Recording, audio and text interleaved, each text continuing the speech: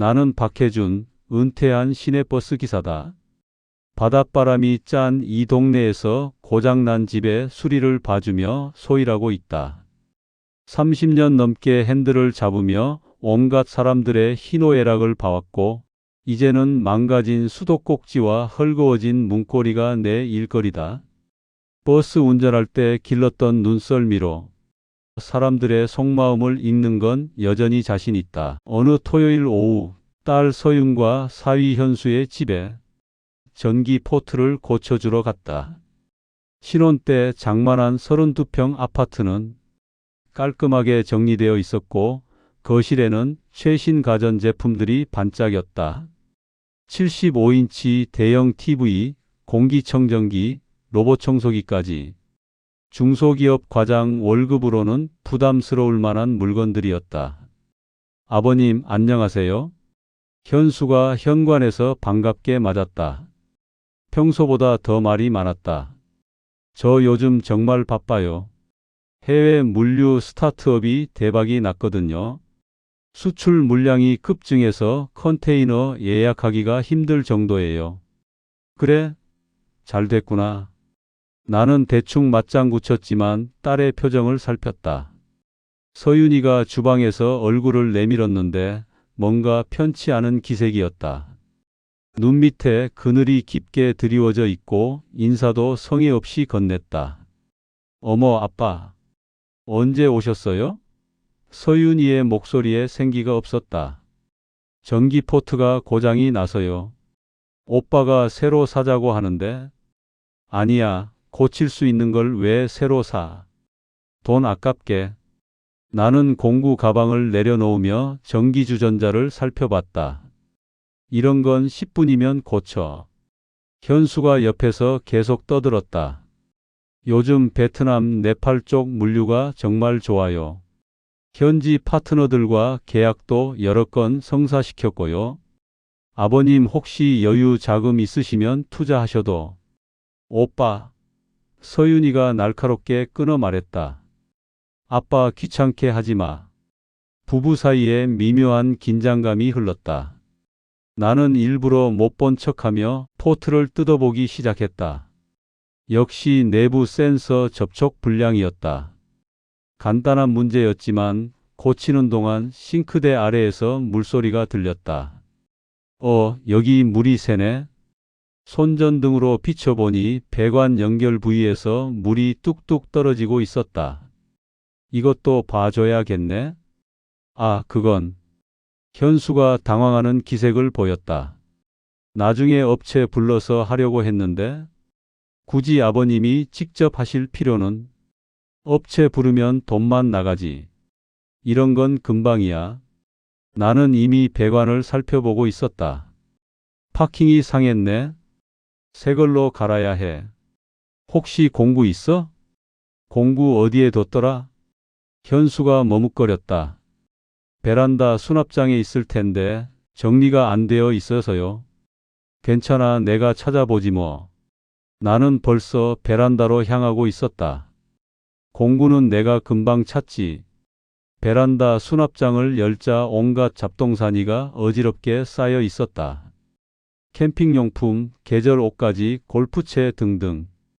현수 취미가 많은 건 알았지만 이 정도 살림이라니. 역시 돈이 많이 들어온다는 증거였다. 구석을 뒤지다가 눈에 띈 게 있었다. 낡은 공구상자 하나. 금방 찾았군. 먼지가 좀 쌓여 있고 잘 안 보이는 구석에 있었는데 들어보니 예상보다 훨씬 무거웠다. 공구치고는 이상한 무게였다. 호기심이 생겨 뚜껑을 열어봤다. 그 순간 내 눈이 휘둥그레졌다. 녹슨 드라이버나 벤치 대신 온갖 서류가 빼곡하게 들어 있었다. 맨 위에는 라메스 네팔 컨트랙터 서류라고 적힌 계약서가 보였다. 왠지 모를 쎄한 느낌이 들어서 서류들을 들춰봤다. 응엔 티린, 카르마 설파, 딜라라나 전부 외국인 이름들이었다. 계약 내용을 보니 컨테이너 운송 대행, 물류 창고 임대, 수출입 보증금 같은 단어들이 나왔지만 뭔가 석연치 않았다. 그 밑으로는 여러 은행의 선불카드가 고무줄로 묶여 있었다. 10장도 넘어 보였다.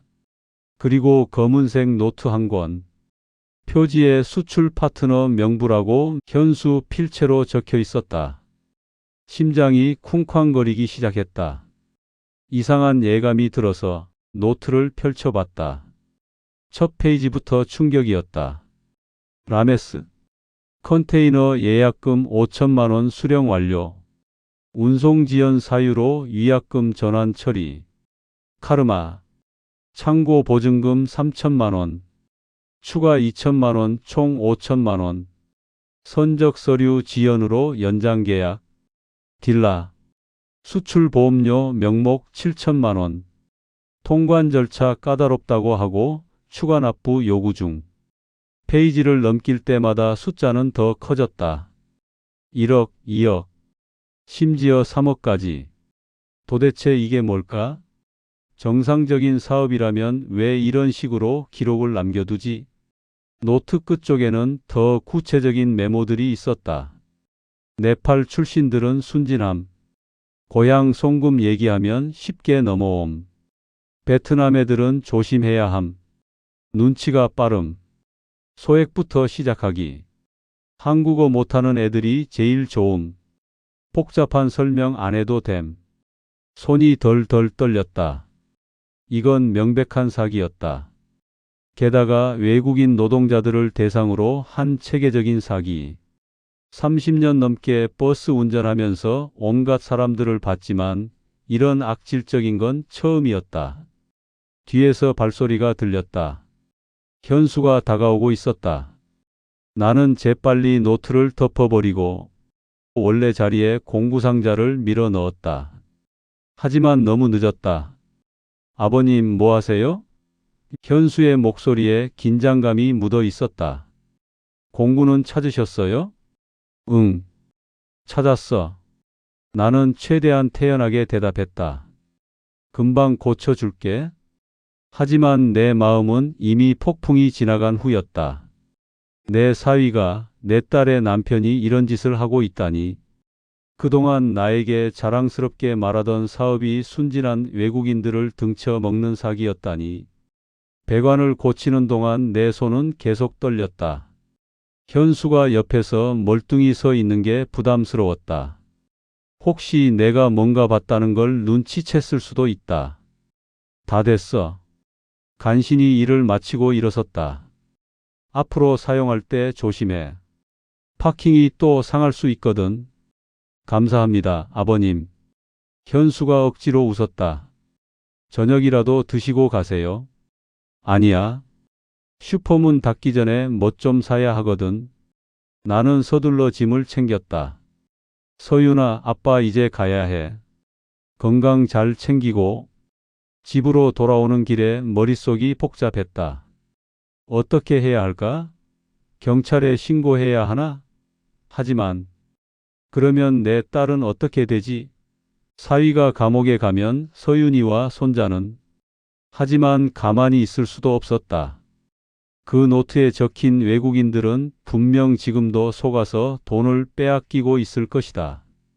언어도 서투르고 도움받을 곳도 없는 그들을 생각하니 가슴이 답답했다. 집에 도착해서도 잠이 오지 않았다. 계속 그 검은 노트가 눈에 밝혔다.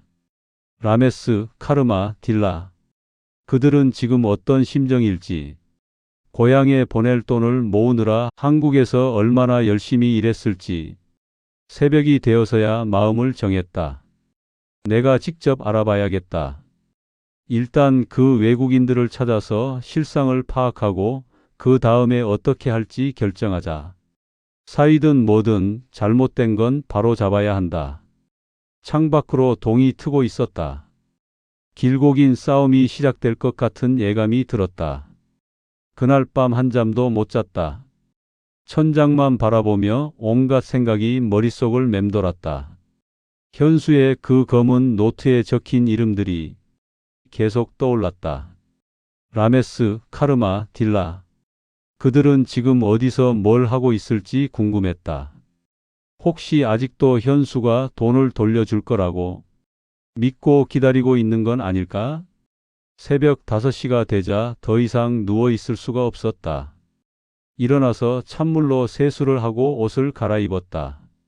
오늘부터 내 나름대로의 수사가 시작되는 날이었다. 하지만 어디서부터 시작해야 할지 막막했다. 일단 노트에 적힌 첫 번째 이름을 떠올렸다. 라메스. 네팔 출신이라고 했으니 외국인 밀집 지역에 있을 가능성이 높다. 우리 동네에서 가장 가까운 곳은 포구 쪽 공단 지역이었다. 거기에 외국인 노동자들이 많이 산다고 들었다. 아침 7시 포구로 향했다. 이른 아침임에도 공단은 벌써 분주했다. 공장에서 나오는 기계 소리와 트럭들의 엔진 소리가 항구의 파도 소리와 섞였다. 낡은 다세대 주택들 사이로 피부색이 다른 사람들이 삼삼오오 모여서 출근 준비를 하고 있었다. 문제는 어떻게 그들에게 접근하느냐였다. 갑자기 나타나서 라메스라는 사람 아십니까? 라고 물어볼 수도 없는 노릇이고 한국말도 서투를 텐데 복잡한 설명을 어떻게 하겠는가. 한참을 망설이다가 떠오른 게 있었다. 우리 교회 권사님 중에 외국인 선교하시는 분이 있었다. 김정화 권사님. 그분이 네팔어도 좀 할 줄 안다고 했던 기억이 났다. 서둘러 교회로 향했다. 다행히 권사님이 새벽 예배를 마치고 나오시는 참이었다. 어머, 혜준이 형제님. 이렇게 일찍 웬일이세요? 권사님, 부탁이 있어서 왔습니다. 나는 최대한 간단하게 상황을 설명했다. 외국인 노동자 한 명을 찾고 있는데 네팔 사람이에요. 라메스라고 하는데 혹시 아시는 분 있으실까요? 권사님이 고개를 갸웃했다. 라메스요? 흔한 이름이긴 한데 혹시 무슨 일이라도? 사실은 나는 잠시 망설였다. 진실을 다 말할 수는 없었다. 제가 아는 사람이 그 친구한테 돈을 빌렸는데 연락이 안 된다고 해서요. 걱정이 되어서. 아, 그렇군요. 제가 아는 라메스는 한 명 있어요.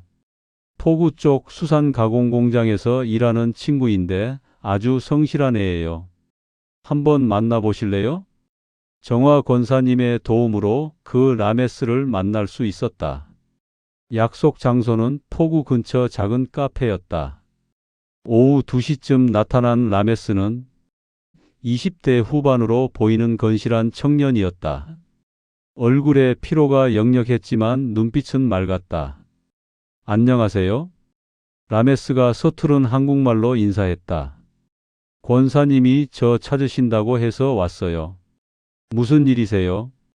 권사님이 통역을 도와주며 내 말을 전했다. 나는 조심스럽게 입을 열었다. 혹시 현수라는 사람 아세요? 한국 사람이고 물류 사업한다고. 라메스의 얼굴이 순간 굳어졌다. 그리고는 한숨을 깊게 쉬었다. 역시 맞았다. 아, 현수 사장님. 라메스가 무거운 목소리로 말했다. 어떻게 아세요? 혹시 현수 사장님이 보내신 분이에요? 아니에요. 사실은 나는 어떻게 설명해야 할지 고민했다. 제가 현수 씨를 아는 사람인데 혹시 당신한테 피해를 준 게 있나 해서요. 라메스의 눈에 불안함이 스쳤다. 피해요? 무슨? 권사님이 네팔어로 몇 마디 건네자 라메스가 조금 안심하는 것 같았다. 그제야 입을 열기 시작했다. 현수 사장님이 저한테 좋은 제안을 했어요. 네팔로 가는 컨테이너 자리를 예약해주면 운송료를 싸게 해준다고. 그래서 돈을 줬어요. 5천만 원. 5천만 원이요? 나는 놀라지 않을 수 없었다. 그 돈을 어떻게 구하셨어요? 고향에 집 지으려고 5년 동안 모은 돈이에요. 그리고 친구들한테도 좀 빌렸고. 현수 사장님이 컨테이너만 예약되면 바로 돌려준다고 했는데 벌써 2달이 지났어요. 라메스의 목소리가 떨리기 시작했다. 처음에는 서류가 복잡하다고 하고 그 다음엔 선박 스케줄이 밀렸다고 하고 이제는 전화도 안 받아요. 제가 뭔가 잘못한 건가요? 내 가슴이 먹먹해졌다. 이 순진한 청년이 5년 동안 모은 돈을 한순간에 날린 것이다. 게다가 친구들한테까지 빌린 돈이라니. 라메스 씨, 혹시 다른 외국인 친구들도 현수 씨한테 이런 일을 당했나요? 네. 카르마도, 딜라도. 우리 다 같은 공장에서 일해요. 현수 사장님이 우리한테 특별히 좋은 조건을 준다고 했어요. 한국 사람들한테는 이런 혜택 안 준다고. 역시 조직적이었다. 같은 공장에서 일하는 외국인들을 대상으로 입소문을 퍼뜨린 것이다. 그들의 순진함과 한국어 실력 부족을 이용한 치밀한 사기였다. 라메스 씨, 혹시 계약서 같은 거 있나요? 네, 있어요. 집에. 라메스가 주춤했다. 혹시 이 일로 경찰서 가야 하는 건 아니죠? 저는 비자 문제도 있고. 아니에요. 걱정 마세요. 나는 안심시켰다. 일단 어떤 상황인지만 파악하고 있는 거예요. 라메스 씨가 피해자니까 걱정할 필요 없어요. 카페를 나오면서 권사님이 내게 물었다. 형제님, 대체 무슨 일인가요? 라메스 얘기를 들어보니 심상치 않은데? 나는 잠시 고민하다 결심했다. 권사님, 사실은 제 사위가 저런 일을 하고 있는 것 같아요. 외국인들을 상대로 사기를 치는. 권사님의 얼굴이 굳어졌다. 어머나, 그럼 어떻게 하실 거예요? 일단 피해 규모부터 파악해야겠어요. 혹시 카르마 딜라라는 친구들도 연결해 주실 수 있나요? 물론이죠. 이런 일은 당연히 도와야죠. 다음 날 권사님의 도움으로 카르마와 딜라도 만날 수 있었다. 그들의 사연은 라메스와 비슷했지만 더 참혹했다. 카르마는 창고 보증금이라며 3천만 원을 줬다가 추가로 2천만 원을 더 뜯겼다. 딜라는 수출보험료 명목으로 7천만 원을 잃었다. 모두 고향으로 돈을 보내거나 가족을 데려오기 위해 공장에서 힘들게 일하며 필사적으로 모은 돈들이었다. 우리가 바보인가요? 딜라가 한국말로 물었다. 현수 사장님이 그렇게 친절하게 대해줬는데 나는 뭐라고 답할 말이 없었다. 그들이 바보가 아니라 너무 순진했을 뿐이다. 낯선 땅에서 언어도 서투르고 의지할 사람도 없는 상황에서 친절하게 다가오는 한국인을 믿지 않을 이유가 없었을 것이다. 여러분이 잘못한 게 아니에요. 나는 단호하게 말했다. 속인 사람이 나쁜 거예요. 제가 반드시 도와드리겠습니다. 집으로 돌아오는 길에 마음이 무거웠다. 이 3명만으로도 피해액이 1억이 넘었다. 노트에는 더 많은 이름들이 적혀 있었으니 전체 피해액은 얼마나 될까?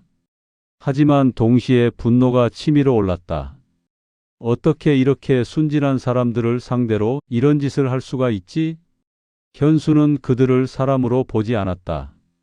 단지 돈을 뜯어낼 대상으로만 봤을 것이다.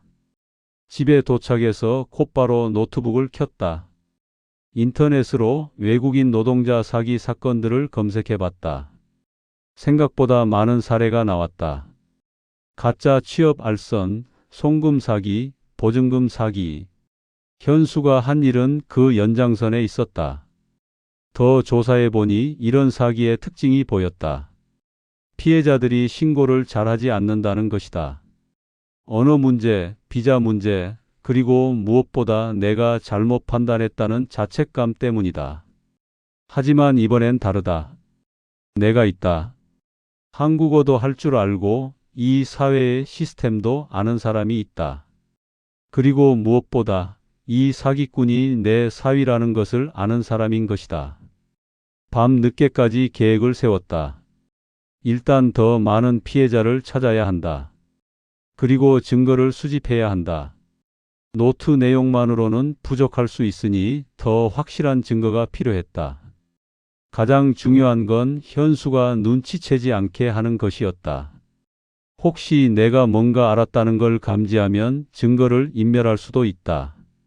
아니면 아예 잠적해 버릴지도 모른다. 새벽이 되어서야 잠자리에 들었지만 마음은 한결 가벼웠다. 어떻게 할지 방향이 정해졌으니까. 라메스, 카르마, 딜라를 만나면서 확신했다. 이건 절대 덮어둘 수 없는 일이다. 그들의 절망적인 눈빛이 계속 머릿속에 남아 있었다. 5년간 모은 돈, 가족을 생각하며 모은 돈을 하루아침에 잃은 그들의 마음을 생각하니 잠이 오지 않았다. 내일부터 본격적으로 움직여야겠다. 더 많은 피해자를 찾고 더 확실한 증거를 모아야 한다. 그리고 언젠가는 현수와 직접 맞서야 할 날도 올 것이다. 창밖으로 새벽이 밝아오고 있었다. 길고 힘든 싸움의 시작이었다. 외국인 노동자들과의 만남 이후 일주일이 지났다. 그동안 나는 더 많은 피해자들을 찾아다녔다. 권사님의 소개로 인근 공장 3곳을 돌아봤고 생각보다 피해 규모가 크다는 걸 알게 됐다. 베트남 출신 응애는 친척 초청 비자 명목으로 1억 2천만 원을 잃었다. 방글라데시 출신 라힘은 현지 사업 투자금으로 8천만 원을 날렸다. 모두 현수의 달콤한 말에 속아서 평생 모은 돈을 건넨 것이었다. 가장 가슴 아픈 건 그들의 반응이었다. 모두 자신을 탓했다.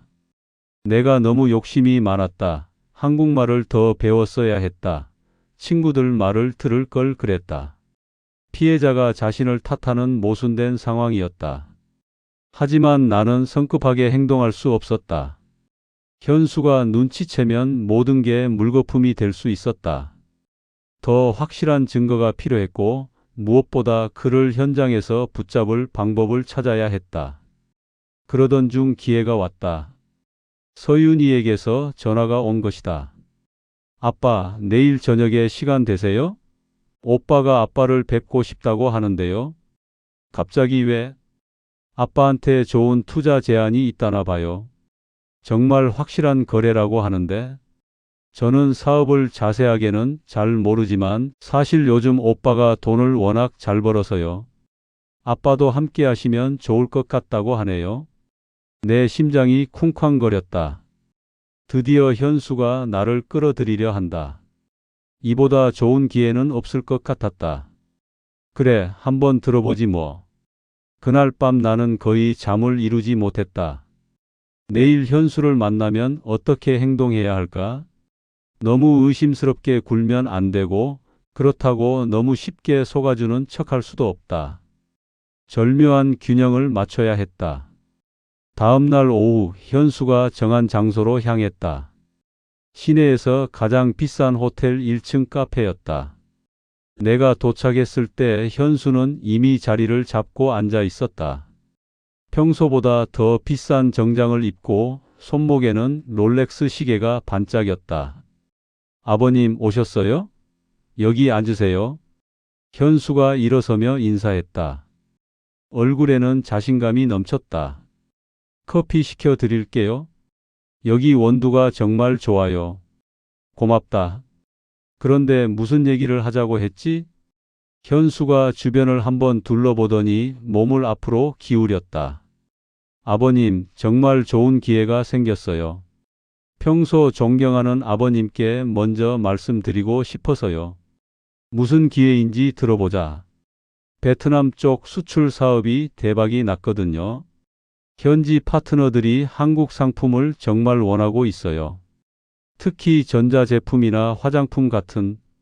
현수의 목소리에 열정이 가득했다. 문제는 초기 자금이에요. 컨테이너 선점하고 현지 창고 확보하고. 얼마나 필요한데? 1억 정도면 시작할 수 있어요. 물론 아버님 혼자 다 하시라는 게 아니라 제가 아는 다른 투자자들과 함께. 아버님은 3천만 원 정도만 참여하셔도 돼요. 3천만 원. 라메스가 잃은 돈보다는 적지만 내게는 결코 적지 않은 금액이었다. 은퇴금의 상당 부분이었다. 수익은 어느 정도나 된다고? 최소 3배는 보장해 드릴 수 있어요. 6개월 안에요. 현수의 눈이 반짝였다. 실제로 지금까지 참여한 분들은 모두 만족하고 계시거든요. 그 말을 들으니 피가 거꾸로 솟았다. 지금까지 참여한 분들이라니. 라메스, 카르마, 딜라를 생각하니 분노가 치밀었다. 하지만 표정을 관리해야 했다. 그런데 확실한 거야? 요즘 투자 사기도 많다던데? 현수가 잠시 경직된 표정을 보였다가 이내 웃음을 지었다. 아버님, 저 믿으시잖아요. 제가 사위로서 장인어른을 속이겠어요? 게다가 이건 정식 무역업이에요. 모든 서류도 다 갖춰져 있고. 그러면서 현수가 가방에서 서류 뭉치를 꺼냈다. 그럴듯한 계약서들이었다. 영어로 된 무역계약서, 베트남 현지 업체와의 양해각서, 심지어 수출입 허가증까지. 언뜻 보면 정말 진짜 같았다. 이걸 보세요. 현수가 스마트폰을 꺼내 사진들을 보여줬다. 이게 베트남 현지 창고예요. 우리 상품들이 이미 이렇게 진열되어 있어요. 사진 속에는 정말로 한국 화장품과 전자제품들이 깔끔하게 진열된 창고가 보였다. 하지만 나는 알 수 있었다. 이런 사진은 얼마든지 조작할 수 있다는 걸. 그런데 말이다. 나는 조심스럽게 물었다. 혹시 다른 투자자들은 어떤 분들이야? 나 같은 늙은이도 할 수 있는 일인가? 현수가 잠시 주춤했다. 아, 그건 개인정보라서 자세히 말씀드리기는 곤란해요. 하지만 대부분 아버님 연배의 분들이세요. 경험이 많으신 분들이 오히려 이런 기회를 잘 알아보시더라고요. 그 순간 확신했다. 현수는 주로 나이 많은 사람들을 또 노리고 있다. 그들의 경험을 역이용하는 것이다. 경험 많은 사람이라면 이런 좋은 기회를 놓치지 않을 것이라는 심리를 이용하는. 아버님은 더 특별하시죠. 현수가 계속 말했다. 가족이니까 더 좋은 조건을 드릴 수 있고요. 혹시 손해가 생기면 제가 개인적으로라도 책임지겠습니다. 개인적으로 책임진다고? 라메스와 외국인 친구들에게는 그런 말 한 적 없으면서 가족과 남들을 다르게 대하는 건가? 아니면 이것도 그냥 말뿐인 사기인 건가? 그런데 현수야, 나는 걱정하는 척하며 물었다. 요즘 외국인 노동자들 상대로 사기치는 놈들이 있다던데. 너는 그런 거랑은 상관없지. 현수의 얼굴이 순간 굳어졌다. 아주 짧은 순간이었지만 나는 놓치지 않았다. 그런 나쁜 놈들이 있다는 얘기는 들었어요. 하지만 저는 정식으로 하는 거니까 걱정 마세요. 현수가 애써 태연한 척했다. 오히려 그런 사기꾼들 때문에 진짜 사업하는 저 같은 사람들이 피해를 보는 거죠. 정말 뻔뻔하다. 자기가 그 사기꾼인데 마치 피해자인 척하고 있다. 그럼 언제까지 답을 해주면 될까? 빠를수록 좋아요. 다음 주에 큰 물량이 들어가거든요. 늦으면 기회를 놓칠 수 있어요. 전형적인 수법이다. 시간 압박을 가해서 신중하게 생각할 시간을 주지 않는 것이다. 하지만 나는 너무 쉽게 넘어가면 안 되는 상황이었다. 그래도 3천만 원은 큰 돈인데 하루 이틀은 생각해 봐야지. 서윤이한테도 얘기해 보고. 물론이죠, 아버님. 충분히 검토하세요. 현수가 서류들을 다시 가방에 넣으며 말했다. 다만 너무 오래 끌면 다른 투자자에게 기회가 넘어갈 수 있다는 점은 염두에 두세요, 아버님. 카페를 나오면서 나는 확신했다. 현수는 나를 다음 먹잇감으로 생각하고 있다. 아마 내가 돈을 주면 한동안 소식을 끊을 것이고 그러다 온갖 핑계로 추가 투자를 요구할 것이다. 결국엔 모든 돈을 날리게 되겠지. 집에 돌아와서 곧바로 계획을 세웠다. 이제는 행동할 때가 됐다. 하지만 현수를 혼자서 상대하기는 어렵다. 전문가의 도움이 필요했다. 다음 날 아침 시내 법무법인을 찾아갔다. 인터넷으로 찾은 곳으로 외국인 관련 사건을 많이 다룬다고 되어 있었다. 젊은 변호사가 나를 맞았다. 어떤 일로 오셨나요? 나는 그동안의 상황을 자세히 설명했다. 현수의 사기 행각부터 외국인 피해자들, 그리고 어제 있었던 만남까지. 변호사는 진지한 표정으로 내 말을 들었다. 심각한 사안이네요. 조직적인 사기로 보입니다. 변호사가 말했다. 하지만 증거가 더 필요할 것 같아요. 현재 가지고 계신 것만으로는. 그래서 왔습니다. 어떻게 하면 확실한 증거를 잡을 수 있을까요? 변호사가 잠시 생각하더니 말했다.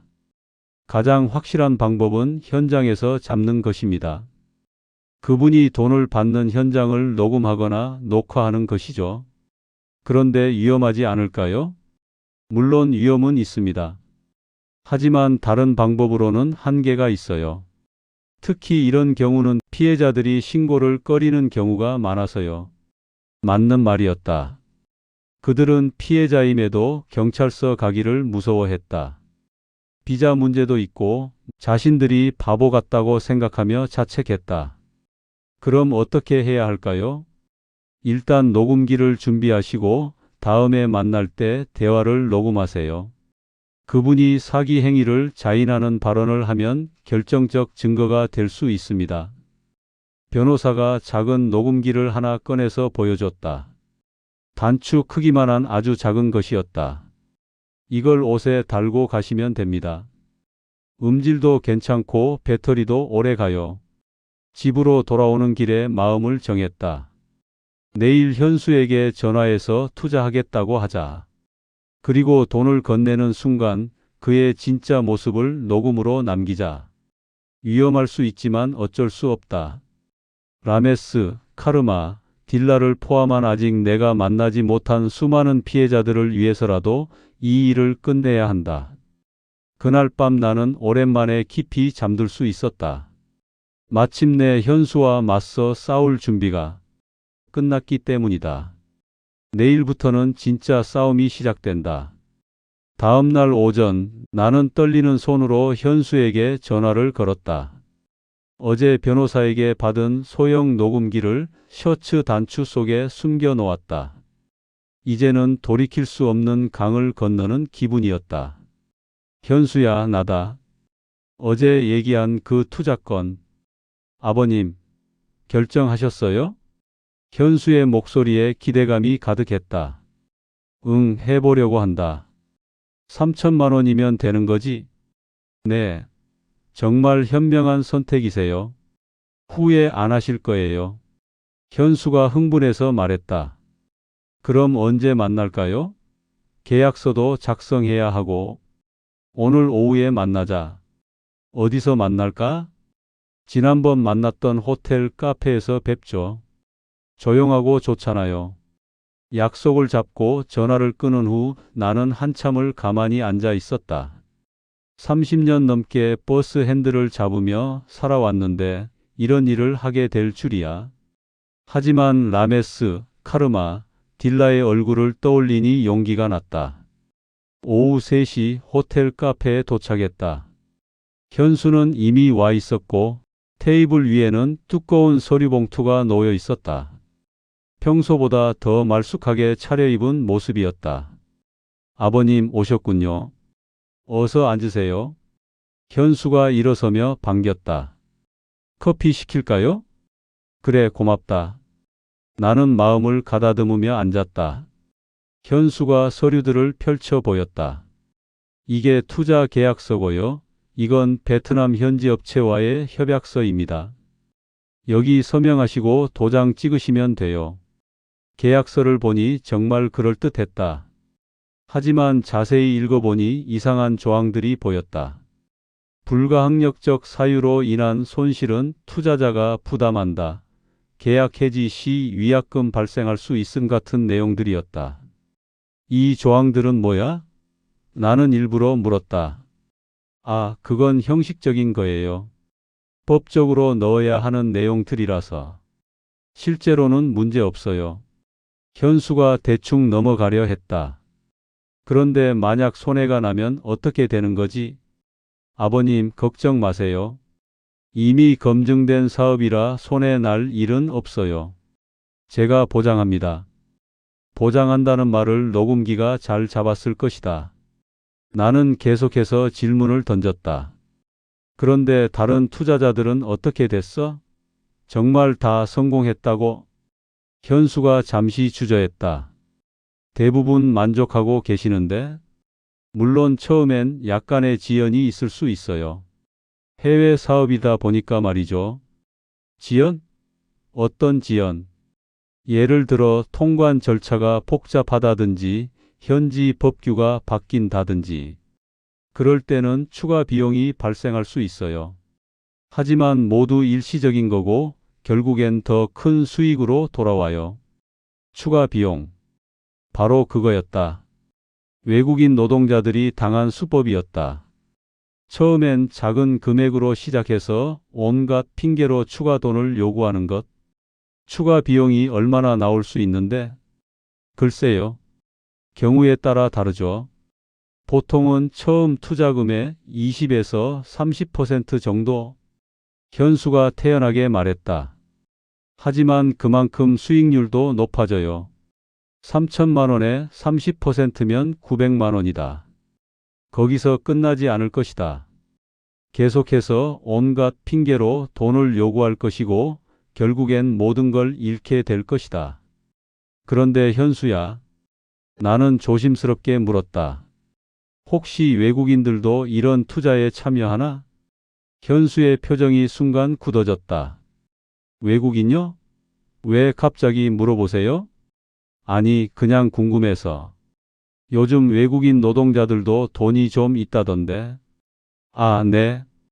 몇 명 있어요. 현수가 조심스럽게 대답했다. 하지만 그분들은 좀 다른 조건이에요. 아무래도 언어 문제도 있고. 어떻게 다른데?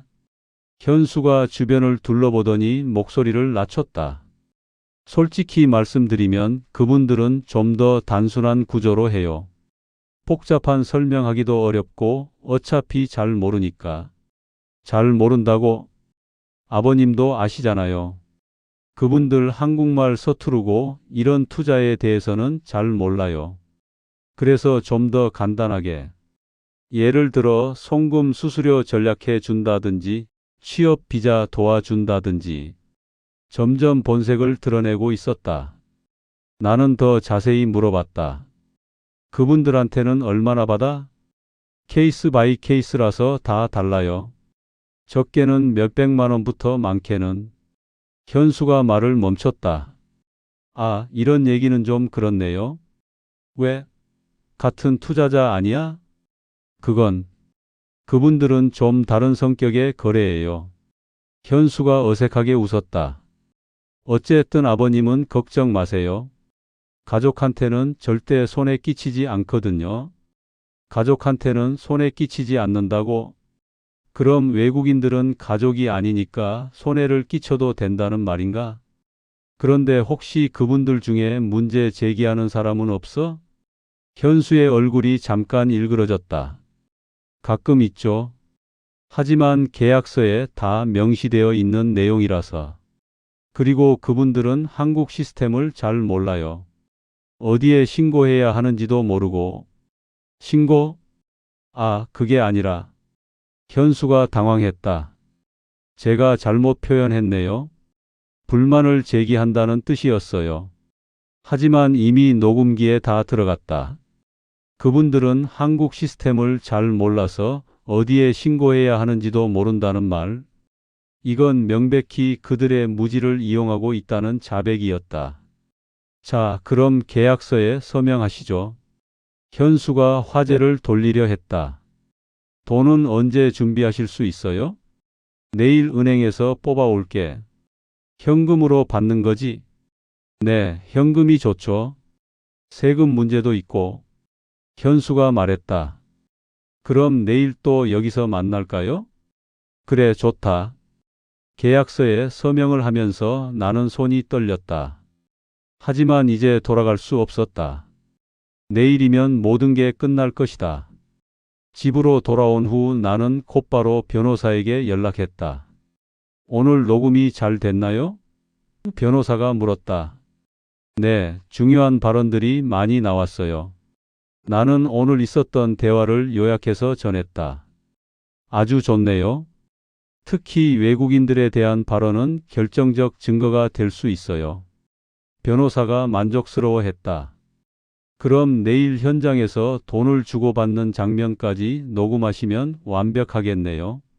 그런데 혹시 위험하지 않을까요? 들키면 최대한 조심하세요. 그리고 혹시 모르니까 내일 만나기 전에 저한테 연락 주세요. 위치도 알려주시고. 그날 밤 나는 라메스에게 전화를 걸었다. 권사님이 통역을 도와주셨다. 내일 중요한 일이 있어요. 현수를 직접 만나서 증거를 잡을 거예요. 정말요? 우리 돈 돌려받을 수 있어요? 라메스의 목소리에 희망이 섞여 있었다. 최선을 다해 볼 겁니다. 라메스 씨도 준비하고 있으세요? 경찰서에 가야 할 수도 있어요.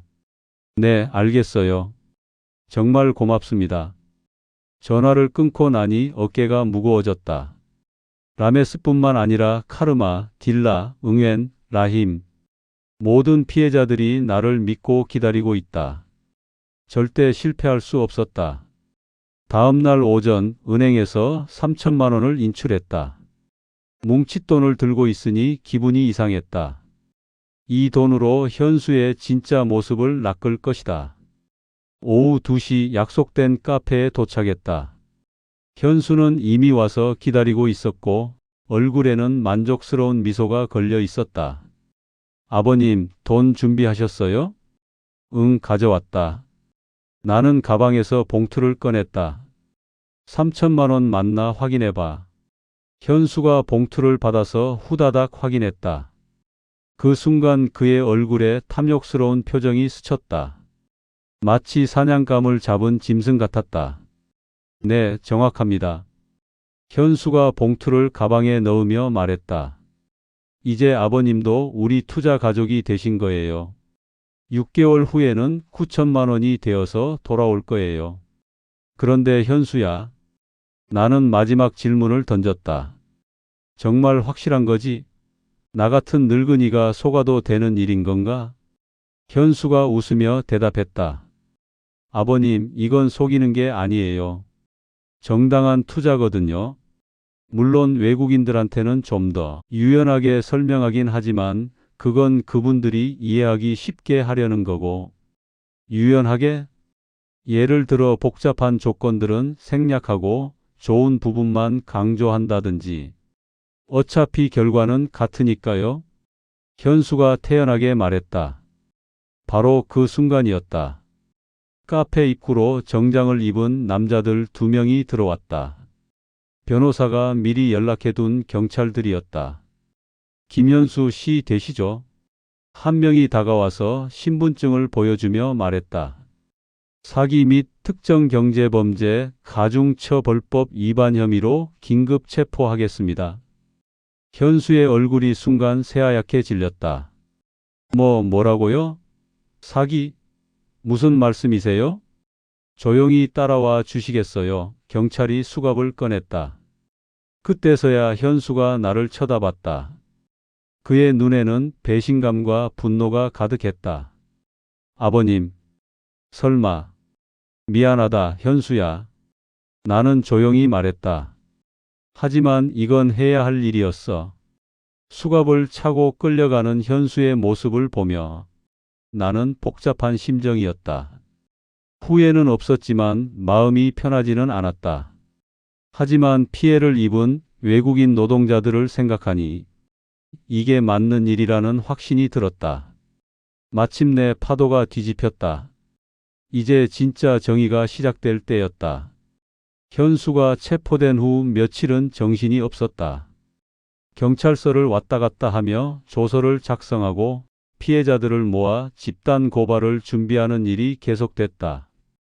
변호사의 도움으로 라메스, 카르마, 딜라를 비롯해 총 12명의 외국인 노동자들이 용기를 내어 증언에 나섰다. 가장 힘든 건 서윤이었다. 남편이 사기꾼으로 체포됐다는 소식을 들은 후 며칠째 말을 하지 않았다. 손자는 어린이집에서 아빠가 경찰차 타고 갔다며 울어댔고 서윤이는 그런 아이를 달래느라 지쳐갔다. 아빠, 정말 어떻게 된 거예요? 서윤이가 드디어 입을 열었다. 눈이 퉁퉁 부어 있었다. 오빠가 정말 그런 짓을 했다고요? 나는 서윤이 앞에 앉아 그동안의 일을 차근차근 설명했다. 공구 상자에서 발견한 노트부터 외국인 노동자들을 만난 일, 그리고 마지막 함정 수사까지. 서윤이는 말없이 듣다가 중간에 눈물을 터뜨렸다. 그럼 우리가 살던 집도 사온 가전제품들도 다 그 사람들 돈으로 산 거예요? 그럴 가능성이 높다. 서윤이가 고개를 푹 숙였다. 아빠, 저 어떻게 해야 해요? 이제 어떻게 살아야 하죠? 괜찮다. 아빠가 있잖아. 나는 서윤이의 어깨를 토닥였다.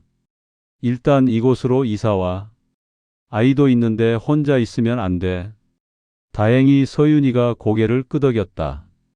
현수 명의로 된 아파트는 어차피 압류될 것이 뻔했고 서윤이 혼자서 아이를 키우며 살기에는 부담이 클 것이다. 한편 수사는 예상보다 빠르게 진행됐다. 내가 제공한 녹음 파일과 공구상자의 증거들, 그리고 피해자들의 증언이 더해지면서 현수의 범죄 사실이 명확하게 드러났다. 더 놀라운 건 현수가 혼자 한 일이 아니라는 사실이었다. 중요한 소식이 있어서 연락드렸습니다. 변호사가 전화를 걸어왔다. 현수 씨가 자백했어요. 그리고 배후에 더 큰 조직이 있다고 하네요. 조직이요? 네, 외국인 노동자들을 전문적으로 상대하는 사기 조직이 있대요. 현수 씨는 말단 실행범 중 하나였고요. 경찰이 본격적으로 수사에 나섰으니 더 많은 피해자들이 나올 것 같아요. 결국 현수는 빙산의 일각이었던 것이다. 하지만 적어도 우리가 아는 피해자들은 구할 수 있을 것 같았다. 며칠 후 경찰서에서 좋은 소식이 들려왔다. 현수의 계좌에서 발견된 돈과 압류된 재산으로 피해액의 상당 부분을 배상할 수 있을 것 같다는 것이었다.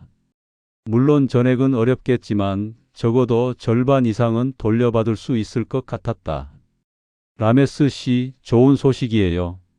나는 권사님과 함께 라메스를 만나 소식을 전했다. 돈을 일부나마 돌려받을 수 있을 것 같아요. 라메스의 얼굴이 환해졌다. 정말요? 얼마나요? 전액은 어렵지만 3천만 원 정도는 가능할 것 같아요. 비록 5천만 원을 다 돌려받지는 못하지만 그래도 절반 이상이니 다행이었다. 라메스도 고마워하며 눈물을 글썽였다. 한국에 와서 이렇게 좋은 사람을 만날 줄 몰랐어요. 정말 고맙습니다. 카르마와 딜라, 그리고 다른 피해자들에게도 비슷한 소식을 전할 수 있었다. 모두가 안도의 한숨을 쉬었다. 비록 완전한 회복은 아니지만 적어도 절망적인 상황에서는 벗어날 수 있었다. 하지만 돈을 돌려받는 것만이 전부가 아니었다. 이들이 받은 마음의 상처는 쉽게 아물지 않을 것이었다. 라메스는 이제 한국 사람을 믿을 수 있을지 모르겠다고 말했고, 카르마는 친구들이 왜 그렇게 쉽게 속았냐고 놀린다며 속상해했다. 그래서 나는 권사님과 상의해서 작은 모임을 만들었다. 세바다 친구들이라고 이름 지었다. 매주 토요일마다 교회에 모여서 함께 밥을 먹고 이야기하는 모임이었다.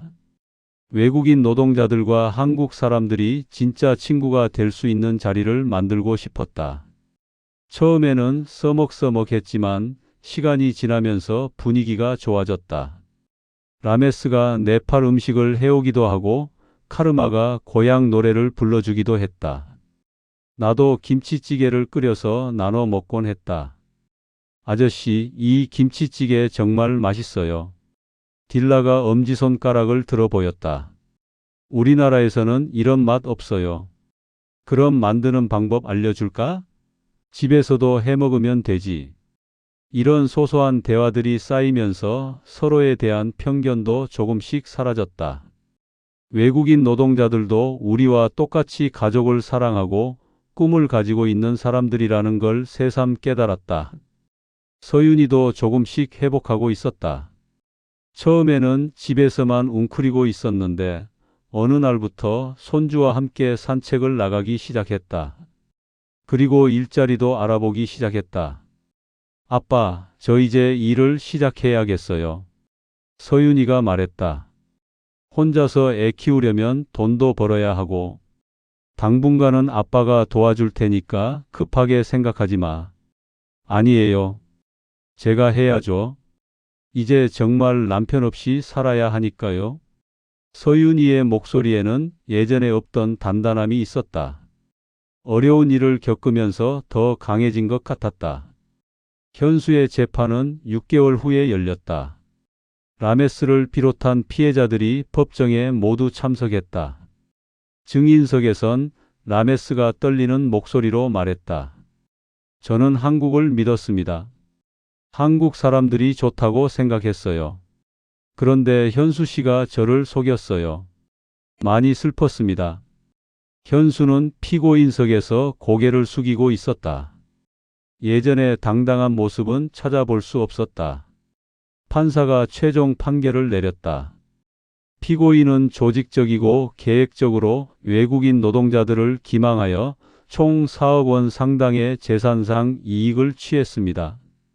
이는 사회적 약자를 대상으로 한 극히 불량한 범죄로 징역 5년을 선고합니다. 5년. 생각보다 무거운 형량이었다. 하지만 피해자들의 고통을 생각하면 당연한 결과였다. 법정을 나오면서 라메스가 내게 말했다. 아저씨 덕분에 정의가 이루어졌어요. 정말 고맙습니다. 나도 고마워요. 여러분이 용기를 내어줘서. 재판이 끝난 후 1년이 지났다.